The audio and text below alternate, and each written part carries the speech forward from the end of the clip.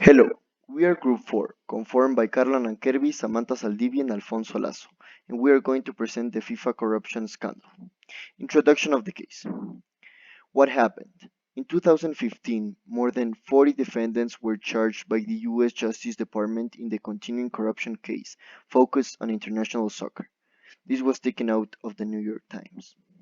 Soccer is the most popular sport in the planet, and the news spread extremely quickly. The defendants were charged with racketeering, wire fraud, and money laundering. There were deals made between FIFA, marketing and broadcast corporations for TV rights of the FIFA World Cup, as well as TV rights for local soccer broadcasts. Bribes added more than $150 million cumulative and had been taken place for more than two generations of soccer officials that abused their position to acquire millions of dollars. Investigations of the case started in 2010 after Qatar was elected as host country for the 2022 World Cup. Since it was a miraculous win, US Justice Department started investigating different people and found along the way many witnesses that pointed out, with name and last name, the responsibles. The 27th of May 2015 in Zurich, during a FIFA reunion between soccer officials, Swiss police captured six members of FIFA executives from a hotel. In the first cases, 28 high-ranking officials of FIFA were discovered to have some kind of sketchy stuff going on in their working space. Some of them bribed others, some of them received money. There were 11 business executives and two corporations. Among the charged was Jose Jauilla, a sport marketing executive that was agreed to pay more than $151.7 million.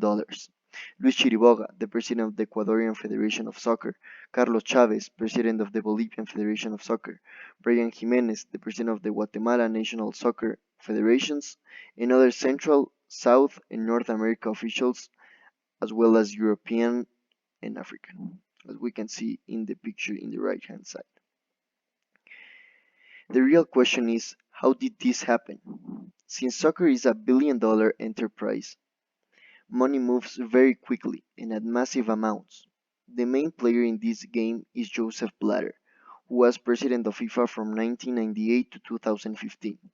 He was the most powerful man in sports, since soccer is the biggest sport in the world. Nothing happened in the world of soccer without his say-so, meaning that he knew everything that was going on all those years of being at the top of this sport. In 2010, FIFA awarded the 2022 World Cup to Qatar, and there were reports of vote buying. FIFA is made out of 209 countries. Each one of them has one voting right.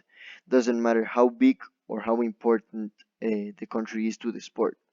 So bribes were made to some head executives of CONMEBOL of South America, CONCACAF of Central America, CAF of Africa, among others, to vote for the host country.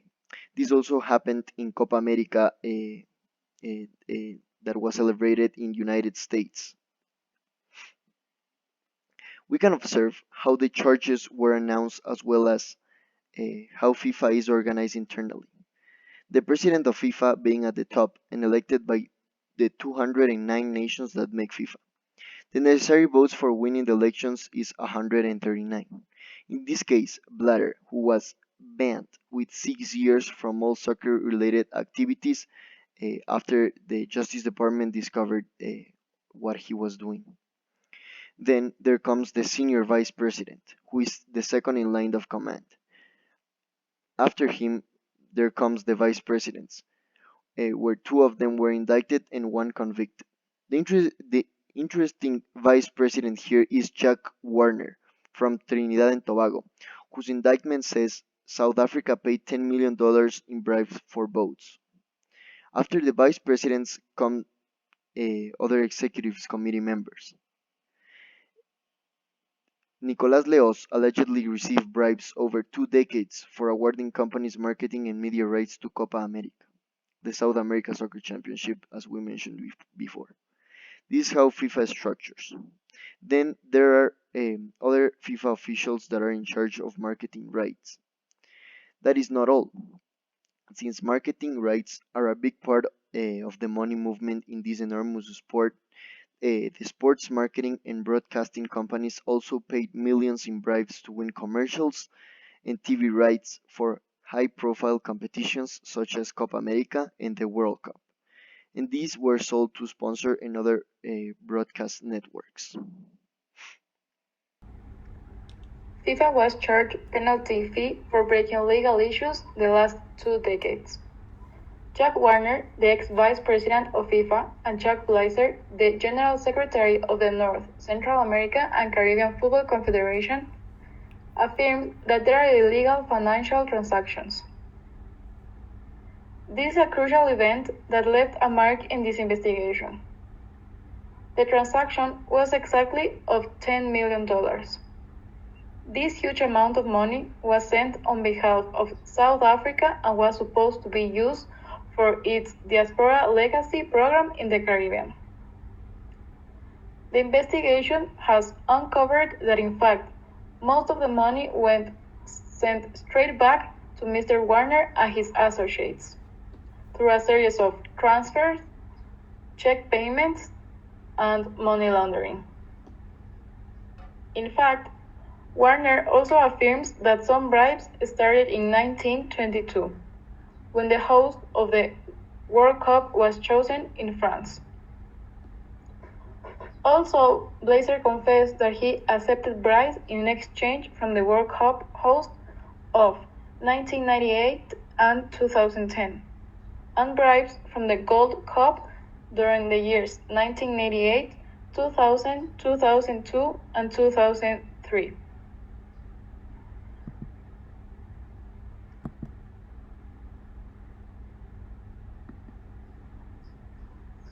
So, to summarize, the illegal laws that FIFA was guilty of were illegal financial transactions, money laundering, bribes, and unfair management and rupture of trust. The law applied to capture and arrest the guilty of these illegal issues were International Arrest Warrant and Travel Act. International Arrest Warrant means that members of other countries can help to locate and arrest the people with these charges. On the other hand, Travel Act is the law that criminalizes business activities that are illegal at a state level. So this law is made to intend to stop illegal activity. So, to summarize,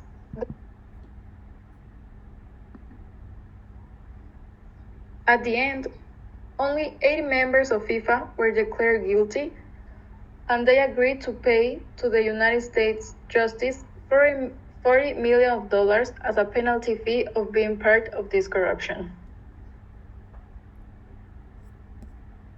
You ask yourself, how does FIFA make all this money? They actually own all the rights to the television streams and all the marketing licenses for products, logo, etc. And even more, their business model consists of having very low costs and high revenues.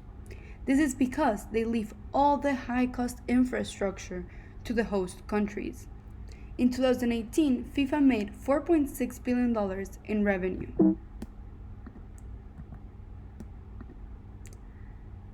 All this scandal is highly due to who gets to host the World Cup. We think, of course, who doesn't want to host? There are many benefits to having the biggest sporting event at your country. For example, in the tourism sector, not only the number of visitors increased that year, but throughout the whole preparation, which in Russia the prep time was from 2013 to 2017. So during this period, new activity and employment is created in the engineering, procurement, and construction sector. Furthermore, for these events, it is estimated that every tourist, in average, spend between $5,000 and $7,000.